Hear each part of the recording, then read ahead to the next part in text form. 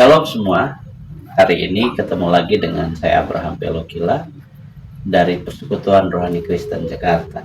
Nah, hari ini kita akan sharing satu tema yang menarik, yaitu tentang followers atau following. Nah, menjadi followers Yesus atau menjadi followers dari dunia ini. Ayat perenungan kita hari ini dari Yohanes pasal 8 ayat 12. Akulah terang dunia, siapa yang mengikuti aku, ia tidak akan hidup dalam kegelapan.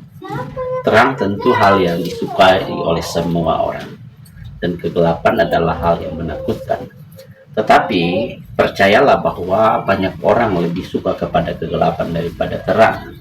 Mereka suka ada di dunia-dunia di mana kegelapan itu bekerja. Dosa menjadi kesukaan mereka, dosa menjadi dunia yang selalu mereka hampiri. Tetapi kemudian terang menjadi hal yang jauh dari mereka. Padahal kalau jika ditanya, mereka suka kepada terang. Followers, mereka suka follow kepada hal-hal yang menyenangkan tubuh mereka. Tetapi kata Alkitab bahwa ujungnya menuju maut, dan mereka suka melakukan hal tersebut. Nah, followers di dunia tentu menjadi sesuatu yang membanggakan ketika orang punya followers banyak, ketika orang diikuti oleh jutaan orang.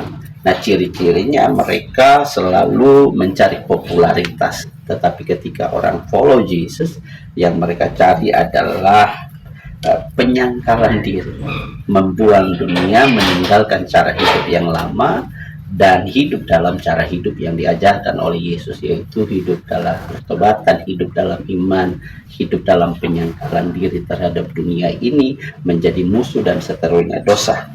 Nah, tetapi ketika orang lebih follow kepada dunia ini, maka mereka cari popularitas, kesenangan, apa yang mereka inginkan, mereka suka, mereka lakukan.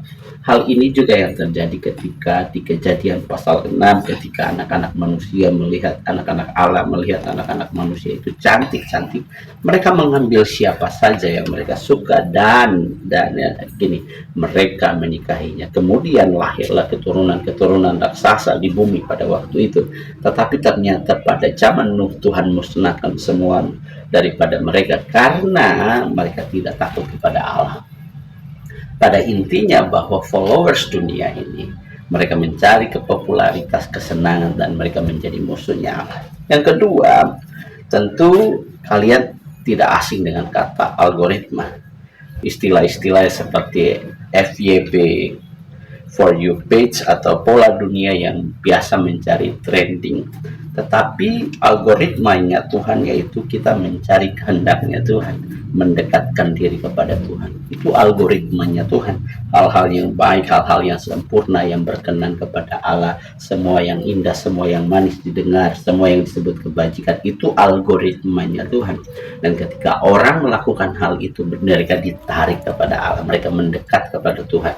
Tetapi ketika mereka melakukan yang disebut hal-hal yang di luar dari itu, mereka mencari FYP, trending, itu semua kosong, dan mereka mendekatkan diri mereka kepada kebinasaan dan jauh daripada Allah. Itu persoalan. Orang lebih suka menggemakan dosa, mereka lebih suka kepada hal-hal yang menyenangkan daging mereka. Mereka tinggal di area-area di mana kegelapan dan dosa dipraktikkan. Hari ini kita menemukan bahwa banyak anak muda melakukan hal itu. Mereka tidak peduli dengan dosa, mereka lebih peduli tentang kesenangan mereka, apa yang mereka mau lakukan, apa yang mereka mau makan, minum, pakai. Pokoknya yang penting gue happy. Nah, yang berikut adalah influencer for Christ, yang ketiga. Nah, orang di dunia ini suka sekali menjadi influencer.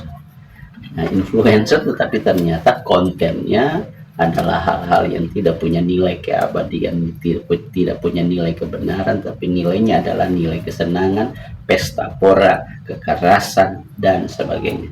Inilah yang ditawarkan oleh influencer dunia. Mereka menawarkan hal-hal yang sifatnya material. Oke, tidak persoalan dengan hal-hal itu, tetapi di dalamnya tidak ada penundukan kepada Allah, tidak ada penyembahan kepada Tuhan, tidak ada penyangkalan diri di mana dosa ditinggalkan. Padahal Alkitab berkata bahwa kamu harus menjadi teladan, garam dan terang dunia. Artinya kamu harus mewarnai, kamu harus memberikan influence kepada dunia. Influence kamu adalah kebenaran, adalah hikmat, adalah takut akan Tuhan.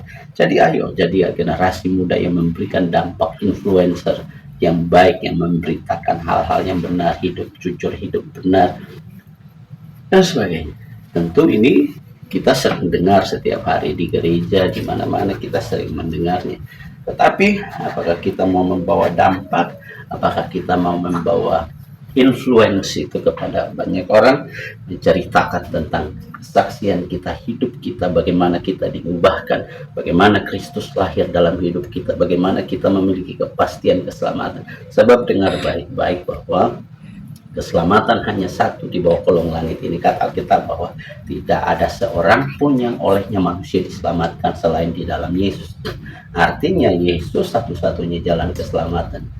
Tanpa Yesus kamu binasa. Silakan punya harta, silakan punya segala-galanya, karena memang orang butuh makan minum, orang butuh pakai, orang butuh segala macam kebutuhan. Tetapi di dalamnya itu Kristus harus tinggal, live in di dalam hidupmu, tinggal bersama-sama engkau, mewarnai hidupmu, menginfluence kamu, dan kemudian kamu menginfluence orang lain. Pergilah, jadikanlah hidupmu jadi teladan bagi banyak orang, sehingga kamu memberkati dan menjadi berkat. Melakukan introspeksi diri, kita butuh melakukan audit terhadap diri kita, kita butuh melakukan koreksi mendalam terhadap diri kita. Apakah kita sudah di jalannya Tuhan, apakah kita sudah dalam penyembahan dan hidup yang kebenaran dan keselamatan. Selamat menjadi followersnya Tuhan Yesus Kristus.